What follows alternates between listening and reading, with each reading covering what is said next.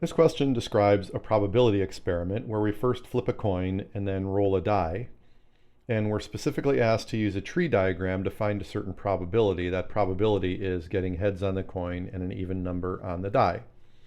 Well, the logic that goes into using a tree diagram here is we know that if we're going to compute that probability, we need to divide the number of outcomes in the sample space that satisfy the described event by the total number of outcomes in the sample space.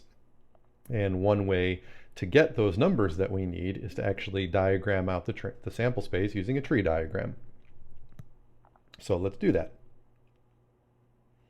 We begin by flipping a coin. And of course, there are two possible outcomes in that case, heads and tails. Once the coin is flipped, we then roll a die, and in each case there's 6 possibilities, the numbers 1 through 6.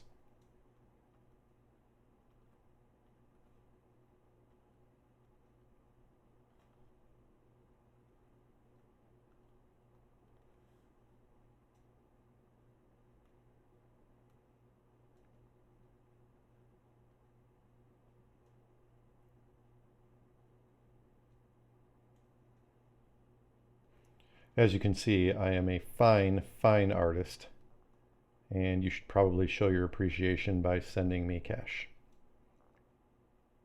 If you're uncomfortable sending cash through the mail, I accept checks and PayPal as well. So there's my tree diagram, and now I can see that there are 12 different outcomes in the sample space. Once you roll either heads or tails, 6 remaining for each of those, so there's 12 outcomes total.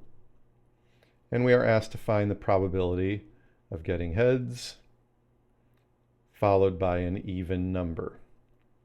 So we've already decided 12 outcomes total. Let's see how many satisfy the event we're given. Well, heads, we can ignore all of these because all we care about is the upper part of the tree diagram. 2, 4, 6 are the 3 even numbers once we know we have heads. So there are exactly 3 outcomes total that satisfy the event of getting heads when you flip and an even number on the die. So the probability is 3/12 or 1/4 of that event.